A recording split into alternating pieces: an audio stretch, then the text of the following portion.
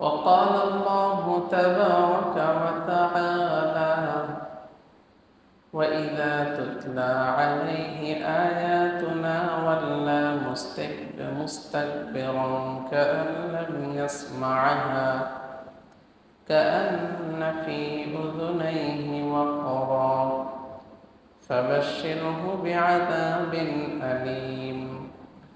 إن الذين آمنوا وعملوا الصالحات لهم جنات النعيم خالدين فيها وعد الله حقا وهو العزيز الحكيم.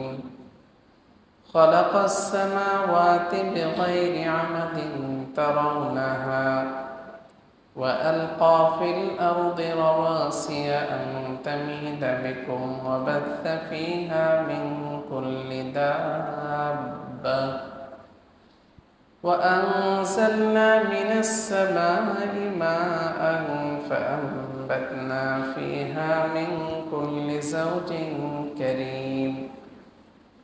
هذا خلق الله فأروني ماذا خلق الذين من دونه بل الظالمون في ضلال مبين. صدق الله مولانا العظيم وصدق رسوله النبي الكريم ونحن على ذلك لمن الشاهدين والشاكرين والحمد لله رب العالمين. الحمد لله। মুআজ্জাজ মুহতারাম মুসল্লিয়ান কিরাম, আমরা সর্বপ্রথম আল্লাহ পাকের দরবারে শুকরিয়া আদায় করছি এই জন্য যে আল্লাহ পাক রব্বুল আলামিন আমাদেরকে অনেকের মধ্য থেকে বাছাই করে আল্লাহ পাকের মহান হুকুম এশার নামাজ জামাতের সাথে আদায় করার পর আল্লাহর ঘর মসজিদে বসে আল্লাহ পাকের কালাম থেকে কিছু আয়াত তিলাওয়াত করে আয়াত সংশ্লিষ্ট কিছু আলোচনা করার এবং শোনার জন্য সুযোগ করে দিয়েছেন। এই জন্য মহান রবের দরবারে শুকরিয়া আদায় করি, বলি আলহামদুলিল্লাহ। দরুদ ও সালাম পেশ করছি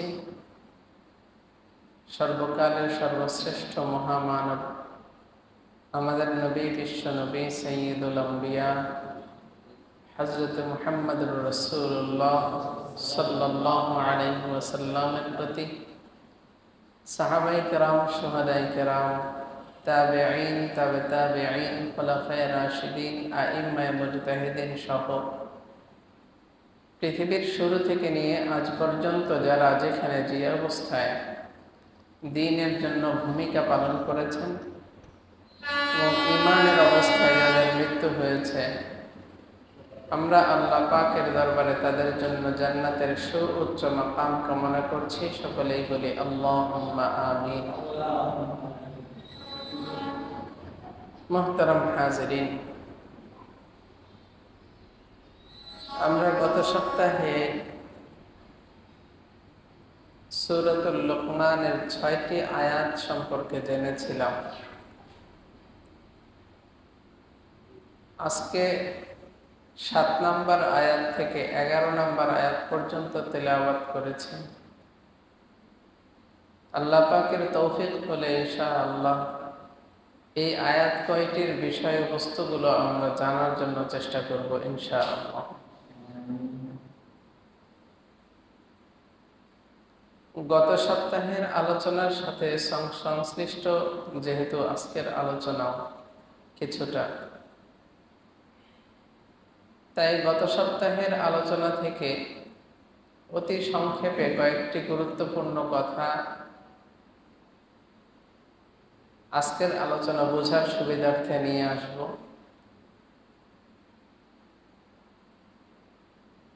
সূরাতুল লুকমান,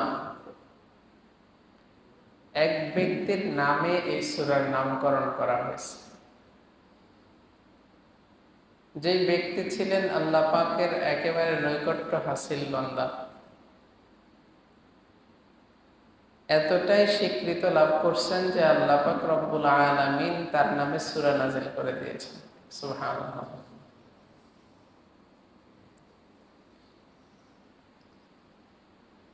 লুকমান হাকিমের ঘটনা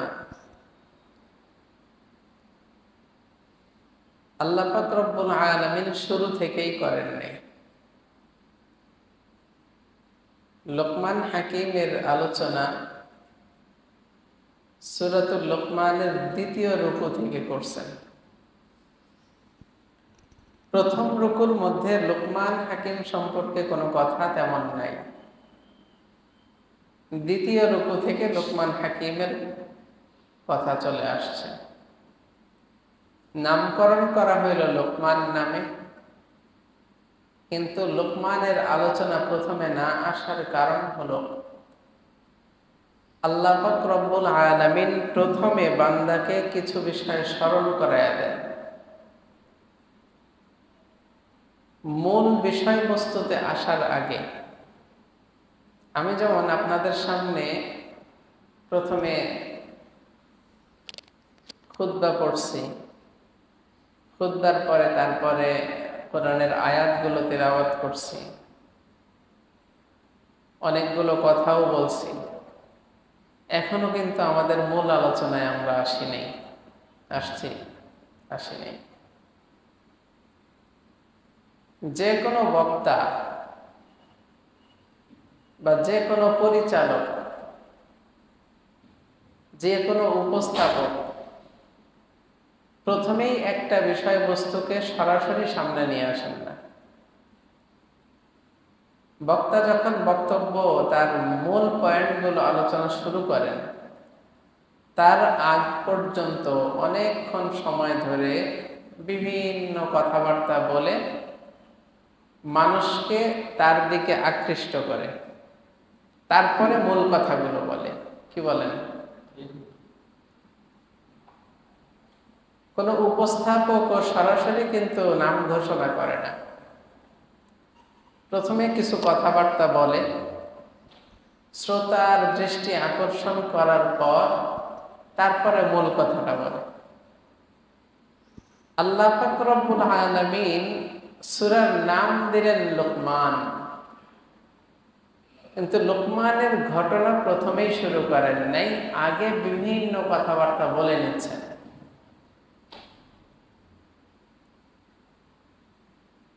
এখানে উদ্দেশ্য এটা না যে আল্লাহ পাক বান্দাদেরকে আগে মনোযোগ আকর্ষণ করতেছে তারপরে লুকমানের ঘটনা বলবে, উদ্দেশ্য কিন্তু এটা না। উদ্দেশ্য হলো আল্লাহ পাক রব্বুল আলামিন লুকমানের ঘটনা, লুকমান হাকিমের ঘটনা কার মধ্যে আনলেন এটা আগে বোঝানো উদ্দেশ্য। আল্লাহ পাক বলেন, তিলকা আয়াতুল কিতাবিল হাকিম, এটা এমন একটি কিতাব যে কিতাবটা মানুষকে প্রজ্ঞা দান করে। আমরা সূরা বাকারার শুরুর একদম প্রথম আয়াতের মধ্যে আল্লাহ পাক রব্বুল আলামিন পৃথিবীব্যাপী সমস্ত মানুষকে জানাইলেন, আলিফ লাম মিম যালিকাল কিতাবু লা রাইবা ফীহ, এটা এমন একটি কিতাব যে কিতাবে কোনো সন্দেহ নাই।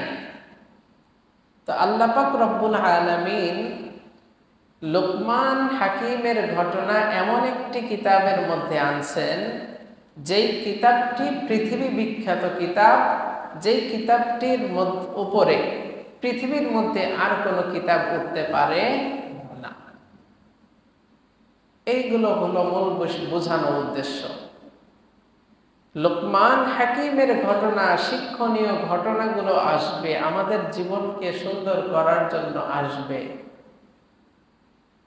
এটা সাধারণ কোনো ঘটনা নয়, এটা সাধারণ কোনো বিষয় নয়, এটা এমন বিষয়, এমন গুরুত্বপূর্ণ বিষয় যেই বিষয়টা উপস্থাপন করার আগে আমি আল্লাহ তোমাদেরকে জানাইতেছি যে এটা গুরুত্বপূর্ণ বিষয় বিধায় আমি গুরুত্বপূর্ণ জায়গার মধ্যে নিয়ে আসছি।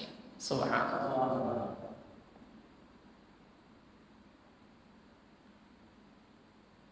আল্লাহ পাক রব্বুল আলামিন বলেন, মানুষ বিভিন্ন কথাবার্তা বলে, বিভিন্ন আয়োজন করে, বিভিন্ন কবিতা, ছন্দ এগুলো তৈরি করে। এমন এমন কথাও মানুষ তৈরি করে যেই কথাগুলোর কোনো ভিত্তিই নেই, যেই কথাগুলোর কোনো গ্রহণযোগ্যতাই নাই। আল্লাহ পাক বলেন, অমিনান নাসি মান ইয়াশতারি লাহওয়াল হাদিস, এমন কিছু কথা আছে যেই কথাগুলো মানুষ কথার ব্যবসা করে, কথার ব্যবসা করে। গত সপ্তাহে আলোচনায় বলেছিলাম কথার ব্যবসা কিভাবে করে। নাটক, সিনেমা, গান, এই সমস্ত বিষয়গুলো, এগুলো তো আগে লেখা লাগছে, তাই না? নাকি সরাসরি বলছে? আগে লিখছে, লেখার পরে এটার কারুকার্য একজন করছে, এটার কণ্ঠ একজন দিছে, এটার ভুল ভ্রান্তি ঠিক করে দিছে একজন, সুর মিলাইয়া দিছে একজন, রূপকার একজন, এটার উপস্থাপক একজন, এই সব কিছু মিলাইয়া একটা রূপ দিছে। শুরুতেই বিষয়টা কিন্তু একভাবে সরাসরি চলে আসে নাই। তো আল্লাহ পাক রব্বুল আলামিন বলেন, মানুষ এমন কিছু বিষয়ের কেনা বেচা করে, এমন কিছু কথার কেনা বেচা করে যেগুলা হলো লাহ, অনর্থক। কি অনর্থক? নাটক, সিনেমা দেখে মানুষের ভিতরে কোনো কল্যাণকর বিষয় আসে? কখনো আসতে পারে না। কোন সিরিয়াল দেখে মানুষের ভিতরে কোনো কল্যাণ আসতে পারে না। এই বিষয়গুলোকেই আল্লাহ পাক বলেন লাহওয়াল হাদিস, অনর্থক কাজ, অনর্থক কথাবার্তা। তো এই কাজগুলো যারা করে তাদের ব্যাপারে আল্লাহ পাক রব্বুল আলামিন বলেন, লিউদিল্লা আন সাবিলিল্লাহি বিগাইরি ইলম, তারা আল্লাহর পথ থেকে দূরে সরে গেছে, পথভ্রষ্ট হয়ে গেছে। জ্ঞান থাকুক আর না থাকুক, ধর্মীয় জ্ঞান না থাকার কারণে তারা পথভ্রষ্ট হয়ে গেছে। ওয়াত্তাখিযাহা হুজওয়া, আর এগুলাকে তারা হাসি তামাশার জিনিস বানাইছে। উলাইকা লাহুম আযাবুম মুহিন, আল্লাহ পাক রব্বুল আলামিন বলেন, তাদের জন্য রয়েছে একেবারে অপদস্থকর আযাব। এর পরের আয়াত থেকে আল্লাহ পাক রব্বুল আলামিন বলেন, ওয়া ইযা তুতলা আলাইহি আয়াতুনা, আল্লাহ পাক রব্বুল আলামিন বলেন, ওই সমস্ত মানুষরা যারা অনর্থক কথাবার্তা, অনর্থক কাজের মধ্যে, নাটক সিনেমার মধ্যে নিবদ্ধিত, ওই সমস্ত মানুষদের সামনে যখন আমার আয়াত সমূহ তিলাওয়াত করা হয়, ওয়াল্লা মুস্তাকবিরা, তারা দাম্ভিকতার সাথে নিজের চেহারাকে ফিরাইয়া নেয়। যারা নাটক সিনেমার পিছনে লেগে আছে, তাদের সামনে কোরআনের বক্তব্য নিয়ে গেলে, কোরআন সুন্নাহর বক্তব্য নিয়ে গেলে তারা কিন্তু সাদরে সেটা গ্রহণ করে না। ধরেন একটা এলাকার মধ্যে একদিকে গান বাজনা চলতেছে, আরেকদিকে ওয়াজ মাহফিল চলতেছে, দুইটার মান কি এক না আলাদা? দুইটার মান হলো ভিন্ন ভিন্ন। যারা ওয়াজ মাহফিলের মধ্যে আছে তারা আল্লাহর দ্বীনের পথে আছে, তাদেরকে যদি বলা হয় দুইটাকে, গান বাজনাও চলুক এখানে, ওয়াজও চলুক, দুইটা কি একসাথে সম্ভব? কখনোই সম্ভব না। ভালো মন্দ দুইটার আলাদা আলাদা দিক। ভালো কখনো মন্দের সাথে মিশতে পারে না, মন্দ কখনো ভালোর সাথে মিশতে পারে না। দুইটা আলাদা আলাদা দিক, দুইটা কখনো একসাথে হতে পারে না। তা আল্লাহ পাক রব্বুল আলামিন বললেন, যারা এই সমস্ত অনর্থক কাজের মধ্যে নিমজ্জিত, অনর্থক কাজের সাথে লেগে আছে, তাদের সামনে যদি আমার আয়াতটা তিলাওয়াত করা হয়, তখন তারা দাম্ভিকতার সাথে অহংকার বশত নিজেদের চেহারাকে ফিরাইয়া নেয়। ওয়াল্লা মুস্তাকবিরান কাআল্লাম ইয়াসমাআহা, শুধু তারা চেহারা ফিরাইয়া নেয় এমন নয়, আল্লাহ পাক রব্বুল আলামিন বলেন এমন ভাবে চেহারা ফিরায় যাতে তারা কিছু শুনেই নাই। তাদেরকে যখন দ্বীনের আহ্বান করা হয়, ভালো কাজের কথা বলা হয়, এমন ভাবেই তারা চেহারাকে ফিরাইয়া নেয়, তাদের পৃষ্ঠ প্রদর্শন করে, তাদেরকে দেখে মনে হয় যে তারা শুনেই নাই। কাআন্না ফি উযুনাইহি ওয়াকরা, আল্লাহ পাক রব্বুল আলামিন বলেন তারা যে না শোনার ভান করে অন্যদিকে ফিরে যায়। আল্লাহ পাক রব্বুল আলামিন বলেন কাআন্না ফি উযুনাইহি ওয়াকরা, তাদের এই ফিরা দেখে, তাদের এই নানর্থক না অন্যদিকে ফিরে যাওয়া দেখে মনে হয় যে তারা হলো বধির, তারা হলো কি বধির, বোবা না বধির। বোবা হলো যারা কথা বলতে পারে না, বধির হলো যারা কানে শোনে না। আল্লাহ পাক রব্বুল আলামিন বলেন ওই সমস্ত ব্যক্তিরা যারা অন্যায় কাজ করে, তাদের সামনে যদি আমার আয়াত সমূহ তুলে ধরা হয়, আমার নিদর্শন সমূহ তাদের সামনে পেশ করা হয়, তখন তারা তাদের চেহারাকে এমন ভাবে ফিরিয়ে নেয় যে তারা কখনো শুনেই নাই বিষয়টা, তারা শুনতেছেই না, তাদের কানে কিছুই ঢুকতেছে না, তারা বধির। এমন অবস্থা তাদের হয়।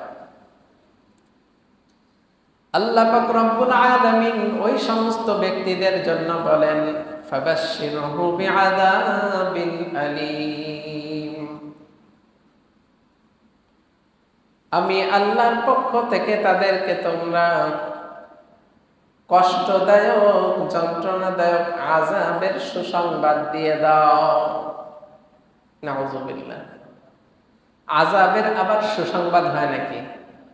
হ্যাঁ, একটা চোর বাড়িতে চুরি করতে আসছে, আসার পরে চোর ধরা খেয়ে গেছে। চোর ধরা খাওয়ার পরে চোরকে সুন্দর মতো বাঁধছেন, বাঁধার পরে লোকজন যখন জড়ো হয়ে গেছে, লোকজনের সামনে চোরকে বলতেছেন আজকে ধরা খাইছো, আজকে তোমাকে সুন্দর মতো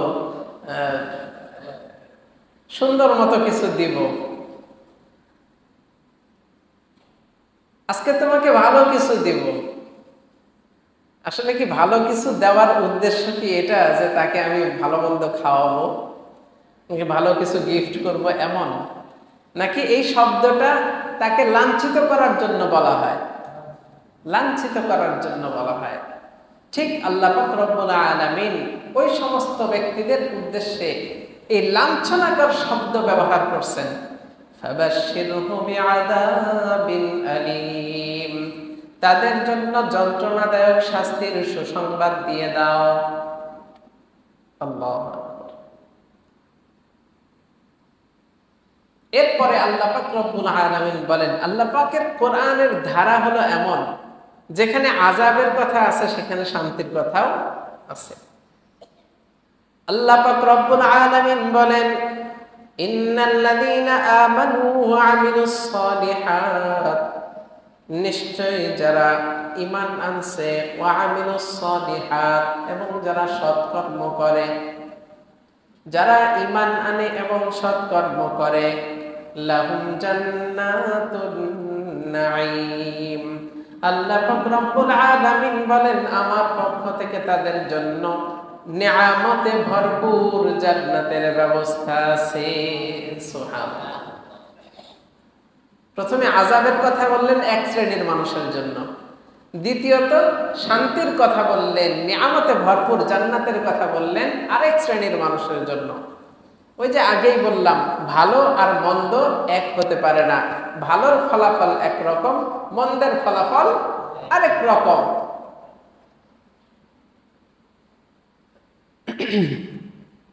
মুহতারাম হাজিরিন, আল্লাহ পাক রব্বুল আলামিন জান্নাত জীবেন, এখানে দেখেন কোরআনের মধ্যে বিভিন্ন জায়গায় এক এক জায়গায় এক এক ধরনের জান্নাত সম্পর্কে বলা হয়েছে। কোথাও জান্নাতুন নাঈম,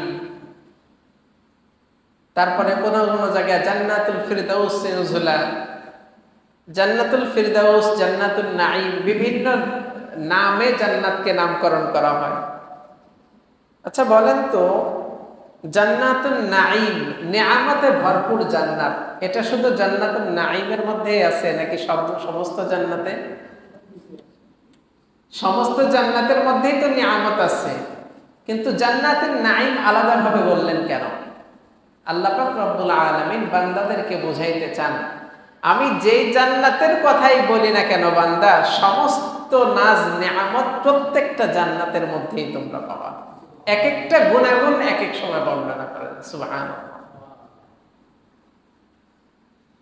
আল্লাহ পাক রব্বুল আলামিন বলেন, ইন্নাল্লাযীনা আমানু ওয়া আমিলুস সালিহাতি লাহুম জান্নাতুন নাঈম, যারা নেক আমল করে, ঈমান আনে এবং নেক আমল করে, তাদের জন্য নিয়ামতে ভরপুর জান্নাতের ব্যবস্থা আছে। আল্লাহ পাক রব্বুল আলামিন আরো বলেন, শুধু জান্নাতের ব্যবস্থাই আছে, জান্নাতে যাবে আর বের করব এমন নয়। আল্লাহ পাক বলেন, খালিদিনা ফিহা, সেখানে তারা সব সময় অবস্থান করবে। সুবহানাল্লাহ। ওয়াদাল্লাহি হাক্কা, আর আল্লাহ পাক রব্বুল আলামিন যে ওয়াদা করেন সেই ওয়াদা হলো সত্য ওয়াদা। নাকি আমাদের মতো ওয়াদা? আল্লাহ পাকের ওয়াদা কি আমাদের মতো? আমাকে যাইতে বললেন এক জায়গায়, আমি কাজের চাপে আটকায় গেলাম, যাইতে পারলাম না, ওয়াদা ভঙ্গ হয়ে গেল। আল্লাহ পাকের ওয়াদা কি এমন? এমন নয়। আল্লাহ পাক রব্বুল আলামিন যেই বিষয়ের ওয়াদা করেন সেই বিষয় পুঙ্খানুপুঙ্খ রূপে পূর্ণ করেন। সুবহানাল্লাহ। কেন, কি জন্য পুঙ্খানুপুঙ্খ রূপে পূর্ণ করেন? আল্লাহ পাক রব্বুল আলামিন দেখেন বলছেন, ওয়া হুয়াল আজিজুল হাকীম, এখানে আজিজ শব্দ ব্যবহার করা হয়েছে। এই আজিজের বিভিন্ন ব্যাখ্যা আছে। এই জায়গার মধ্যে আজিজ শব্দটা কেন ব্যবহার করা হইল? আল্লাহ পাক রব্বুল আলামিনের এখানে আজিজ শব্দ ব্যবহার করা দ্বারা উদ্দেশ্য হলো, আজিজ এমন একজন সত্তাকে বলা হয় যেই সত্তা যেটা করবেন বলে নিয়ত করছেন এটা কেউ ফিরাইতে পারবে না। আল্লাহ এখান থেকে আর ফিরবেন না, যেটা করবেন বলে নিয়ত করছেন সেটা করবেনই, আর ফিরবেন না। এটাকে বলা হয় আজিজ। আল্লাহ পাক শাস্তি দিবেন নিয়ত করছেন, এই শাস্তি থেকে আর ফিরবে না, এটা হলো আজিজ। আল্লাহ পাক জান্নাত দিবেন নিয়ত করছেন, জান্নাত থেকে আর ফিরবে না, এটা হলো আজিজ। বিষয়টা বুঝতে পারতেছেন? আল্লাহ পাক রব্বুল আলামিন বললেন, ওয়া হুয়াল আজিজুল হাকীম, কারণ তিনি হলেন আজিজ এবং প্রজ্ঞাময়, মহা ক্ষমতাবান এবং প্রজ্ঞাময়। খালাকাস সামাওয়াতি বিগাইরি আমাদিন তারাউনাহা, আল্লাহ পাক রব্বুল আলামিন বলেন, খালাকাস সামাওয়াতি বিগাইরি আমাদ, আমি আল্লাহ আসমানকে সৃষ্টি করছি কোন ধরনের খুঁটি ছাড়া। বিগাইরি আমাদ, কোন ধরনের কোন খুঁটি নাই। নাকি খুঁটি চোখে পড়ছে? পড়ছে। আমরা যদি একটা কাপড় উপরে ধরে রাখি, কিছুক্ষণ পরে যদি ছেড়ে দেই, কাপড়টা ওইভাবে স্থির থাকে? থাকে নাকি? না পড়ে যায়? কেন? কাপড় তো পাতলা জিনিস। কাপড় বাদ দিলাম, একটা কাগজ যদি এইভাবে কিছুক্ষণ ধরে থাকি, ছেড়ে দিলে পড়ে যায়। কিন্তু আল্লাহ পাক রব্বুল আলামিন এত বিশাল বড় আসমান, এই আসমানকে খুঁটি ছাড়া দাঁড় করায় রাখছেন। সুবহানাল্লাহ। খালাকাস সামাওয়াতি বিগাইরি আমাদিন তারাউনাহা, আল্লাহ পাক রব্বুল আলামিন বলেন, আমি খুঁটি ছাড়া তোমাদেরকে আসমান তোমাদের উপরে দাঁড় করায় রাখছি। তারাউনাহা, যেটা তোমরা দেখো, যেটা তোমরা দেখো। আসমান আমরা দেখি কিন্তু খুঁটি দেখি না। কারণ খুঁটি নাই, খুঁটি ছাড়া আসমান আল্লাহ পাক তৈরি করছেন। ওয়া আলকা ফিল আরদি রাওয়াসিয়া, শুধু আসমান খুঁটি ছাড়া দাঁড় করায় রাখছেন বিষয়টা এমন নয়। আল্লাহ পাক রব্বুল আলামিন বলেন ওয়া আলকা ফিল আরদি রাওয়াসিয়া, আমি জমিন সৃষ্টি করছি, এই জমিনের বুকে পর্বতমালাগুলোকে স্থাপন করে দিয়েছি। সুবহানাল্লাহ। আসমান খুঁটিবিহীন দাঁড় করায় রাখছি, জমিন পর্বতমালা মারা দ্বারা চাপ দিয়ে রাখছি। কেন? আনতামিদা বিকুম, যাতে করে এই জমিন তোমাদেরকে নিয়ে নাড়াচাড়া করতে না পারে। সুবহানাল্লাহ। আমি আল্লাহ খুঁটিবিহীন আসমান দাঁড় করাইলাম, আমি আল্লাহ জমিন দিলাম, জমিনের ভিতরে পর্বতমালাগুলো দিলাম। পর্বতমালাগুলো এই জন্য দিলাম যাতে করে জমিন তোমাদেরকে নিয়ে লটর ফটর করতে না পারে, নড়াচড়া করতে না পারে। সুবহানাল্লাহ। ওয়া বাত্তা ফিহা মিন কুল্লি দাব্বা, এবং এই জমিনের মধ্যে আমি আল্লাহ সব ধরনের প্রাণীর ব্যবস্থা করে দিলাম। সুবহানাল্লাহ। সব ধরনের প্রাণীর ব্যবস্থা করছে, গরু, ছাগল, ভেড়া, মহিষ, দুম্বা, পশু পাখি, সব ধরনের প্রাণীর ব্যবস্থা করলাম আমি আল্লাহ। وأنزلنا من السماء ماء فأنبتنا فيها من كل زوج كريم, আমি শুধু জমিনের বুকে তোমাদেরকে প্রাণীর ব্যবস্থাই করি নাই, বরং আসমান থেকে বৃষ্টি বর্ষণ করি, আসমান থেকে পানি বর্ষণ করি। فأنبتنا فيها من كل زوج كريم, যাতে করে জমিনের মধ্যে বিভিন্ন শস্য, বিভিন্ন ফসল ফলাদি জোড়ায় জোড়ায় আমি আল্লাহ তৈরি করে দিই। সুবহানাল্লাহ।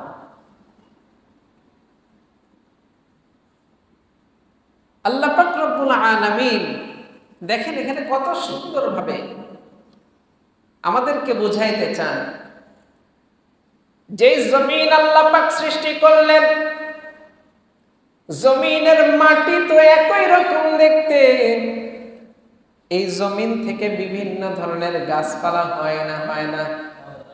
এই জমিন থেকে আম গাছ হয়, এই জমিন থেকে কাঁঠাল গাছ হয়, এই জমিন থেকে লিচু গাছ হয়, এই জমিন থেকে বিভিন্ন ফল ফলাদি হয়, আম, জাম, কাঁঠাল, জাম, যাই বলেন না কেন, সব ধরনের ফসল ফল ফলাদি হচ্ছে, ধান হচ্ছে, গম হচ্ছে। জমিনের মাটি তো একরকম, কি বলেন? জমিনের মাটি একরকম। একই জমিনের মধ্যে যদি করলা চাষ করেন, এই জমিন তিক্ততার স্বাদ করলার মধ্যে তুলে ধরতেছে। আপনি যদি এই জমিনের বুকে আঙ্গুরের গাছ লাগান, আঙ্গুরের মধ্যে মিষ্টতার ফল, মিষ্ট স্বাদ দিয়ে দিচ্ছে। আনারের মধ্যে মিষ্টি স্বাদ, আমের মধ্যে মিষ্টি স্বাদ, কাঁঠালের মধ্যে ভিন্ন স্বাদ, এক একটা ফলের এক এক রকম স্বাদ দিতেছেন কে? আল্লাহ পাক রব্বুল আলামিন বললেন, দুনিয়ার বুকে আমি সব ধরনের ফসলের ব্যবস্থা করলাম, ফল ফলাদির ব্যবস্থা করলাম। একই জমিন থেকে করলার স্বাদ একরকম, একই জমিন থেকে চিচিঙ্গার স্বাদ আরেক রকম, একই জমিন থেকে কলার স্বাদ একরকম, একই জমিন থেকে আমের স্বাদ একরকম। লিচু দেখলে মানুষের খাইতে মন চায় না? চায় না? এক এক লিচুর বিভিন্ন ধরনের লিচু পাওয়া যায়, কোন লিচুর গোশত বেশি, কোন লিচুর গোশত কম, আছে নাকি নাই? লিচু গাছ গাছ একই রকম, কিন্তু আল্লাহ পাক রব্বুল আলামিন কেমন কুদরত দিয়ে বানাইলেন। একটা লিচুর ভিতরে তার দানাটা ছোট, আরেকটা লিচুর ভিতরে তার দানা বড়, আছে না নাই? আম তো গাছের মধ্যে বিভিন্ন ধরনের আম ঝুলে থাকে, দেখেন সব আমের স্বাদ এক এক রকম, একরকম নাকি আলাদা আলাদা? রূপালী আমের স্বাদ একরকম, হিমসাগর আমের স্বাদ আরেক রকম, ল্যাংড়া আমের স্বাদ আরেক রকম, গোপাল ভোগের স্বাদ আরেক রকম। এক একটা আমের স্বাদ একটার সাথে আরেকটা মিলাইতে পারবেন, মিলবে? কোথায় থেকে হচ্ছে? জমিন থেকে। فأنبتنا فيها من كل زوج كريم। একই জমিনের মধ্যে তাল গাছ আছে না নাই? একই জমিনের মধ্যে তাল গাছ আছে, একটাতে তাল হয় আর একটা হয় না। কারণ একটাতে তাল হবে ওইটা মাদি গাছ, আরেকটাতে তাল হবে না ওইটা মদ্দা গাছ। সব জাতির মধ্যে, সমস্ত জাতের মধ্যে নারী পুরুষ আছে। যারা কাকরোল চাষ করে, খুব ভালো করে দেখবেন, খেয়াল করবেন, যারা কাকরোল চাষ করে দেখবেন সকালবেলা ঘুম থেকে উঠে সূর্য ওঠার আগে আগে মদ্দা ফুলগুলো ছিঁড়ে মাদি ফুলের গায়ে ঘষে দেয়। এটা দেখবেন, এটা করলে ফসল বেশি হয়। এটা অনেকে হয়তো জানেন না। এটা দেখবেন যারা কাকরোল চাষ করে, দেখবেন খেয়াল করে। আল্লাহ পাক রব্বুল আলামিন বললেন, আসমান সৃষ্টি করলাম, যার কোনো খুঁটি রাখলাম না। জমিন সৃষ্টি করলাম, জমিনের মুখে পাথর দিয়ে পাহাড় দিয়ে চাপা দিয়ে রাখলাম যাতে তোমাদেরকে নাড়াইতে না পারে। ওয়াবাসা ফিহা মিন কুল্লি দাব্বা, এবং সব ধরনের প্রাণীর ব্যবস্থা আমি দুনিয়ার বুকে করে দিলাম। গরু এক রকম, ছাগল আরেক রকম, বিভিন্ন পাখির জাত আছে না নাই? মানুষ শখ করে পাখি পালে না পালে না? আমি শখ করে কবুতর পালি। এক একজন, কেউ কবুতর পালতেছে, কেউ পাখি পালতেছে। কবুতর খায়, পাখি, অনেক পাখি খায় না। বাজিগার পাখি কেউ খায় না, ককাটেল কেউ খায় না। অনেক দামি দামি পাখি আছে যেই পাখিগুলো কেউ খায় না, শুধু সৌন্দর্যের জন্য রাখে। কবুতর লক্ষ লক্ষ টাকা দামের কবুতর আছে। কার সৌন্দর্য? কে দিলেন? আল্লাহ পাক দিলেন। ওয়াবাসা ফিহা মিন কুল্লি দাব্বা, সব ধরনের প্রাণী দুনিয়ার বুকে আমি তোমাদের জন্য দিলাম। সুবহানাল্লাহ। ওয়া আনজালনা মিনাস সামাই মাআ, আসমান থেকে আমি বৃষ্টি বর্ষণ করি। ফাআনবাতনা ফিহা মিন কুল্লি যাওজিন কারীম, যাতে করে এই বৃষ্টির কারণে নারী এবং পুরুষ জাতির সমস্ত জাতগুলোর উপকার হয়। সুবহানাল্লাহ। হাদা খালকুল্লাহি ফাআরুনি মাযা খালাকাল্লাযীনা মিন দুনি। আল্লাহ পাক রব্বুল আলামিন এত এত নিয়ামতের কথা স্মরণ করায়া দিয়া এরপরে আবার সেই কাফের মুশরিকদেরকে লক্ষ্য করে বলছেন, হাদা খালকুল্লাহ, এইগুলা হলো আমার সৃষ্টি। সুবহানাল্লাহ। এই বিষয়গুলো হলো আমি আল্লাহর সৃষ্টি। ফাআরুনি, তোমরা দেখো, মাযা খালাকাল্লাযীনা মিন দুনি, তোমরা দেখো, এবং যদি তোমাদের আমি ছাড়া, আমি আল্লাহ ছাড়া এরকম সৃষ্টি যদি তোমাদের কেউ করতে পারে তাহলে দেখাও, হাজির করো, পেশ করো। চ্যালেঞ্জ, আল্লাহ পাক চ্যালেঞ্জ ছুড়ে দিচ্ছেন যে তোমরা যে বিভিন্ন মূর্তির পূজা করো, তোমরা যে বিভিন্ন মূর্তিকে সিজদা করো, তোমরা যে বিভিন্ন মূর্তির কাছে গিয়ে গিয়ে এটা ওটা চাও, তাদেরকে বলো, নিয়ে আসো তাদেরকে, আমি আল্লাহ এই এই নিয়ামতগুলো তোমাদেরকে দিলাম, তাদেরকে দিতে বলো, দেখি তারা দিতে পারে কিনা। চ্যালেঞ্জ ছুটতেছে। সুবহানাল্লাহ। বালিয যালিমুনা ফি দালালিন মুবিন। বালিয যালিমুন, বরং তারা তো হলো জালেম, তারা কখনোই আনতে পারবে না। পারবে নাকি? কখনো আনতে পারবে না। ফি দালালিন মুবিন, তারা সুস্পষ্ট গোমরাহির মধ্যে আছে। তারা সুস্পষ্ট গোমরাহির মধ্যে আছে। মুহতারাম হাজিরিন, আল্লাহ পাক রব্বুল আলামিন এতক্ষণ এই আলোচনাগুলো এই জন্য করা হইল যে আল্লাহ পাক রব্বুল আলামিন বান্দাদেরকে বোঝাইতে চাইলেন এটা গুরুত্বপূর্ণ একটি কিতাব, এটা গুরুত্বপূর্ণ কিতাব। এই গুরুত্বপূর্ণ কিতাবের মধ্যে কি কি বিষয়গুলো আমি তোমাদেরকে জানাইছি, সেই বিষয়গুলো আল্লাহ পাক জানাইলেন। জানানোর পরে মূল উদ্দেশ্যটা, মূল বক্তব্যটা আল্লাহ পাক রব্বুল আলামিন এই এখন থেকে শুরু করবেন। এতক্ষণ আনুষঙ্গিক বিষয়, বিভিন্ন বিষয় বুঝায়া সমঝায়া মানুষকে আকৃষ্ট করলেন যে দেখো দেখো দেখো তোমার শরীরের যে অঙ্গ প্রত্যঙ্গগুলো আছে এগুলোও কিন্তু আমিই দিছি, স্মরণ করায়া দিলেন। স্মরণ করায়া দেওয়ার পরে এখন মূল বক্তব্যে আসছেন যে তোমরা তোমাদের জীবনটাকে কিভাবে কাটাবে, তোমরা তোমাদের সন্তানদের জীবনযাপন কিভাবে করাবে, এই ব্যবস্থা তোমরা গ্রহণ করো এখান থেকে। এই ব্যবস্থাগুলো আমরা নিব তো ইনশাআল্লাহ।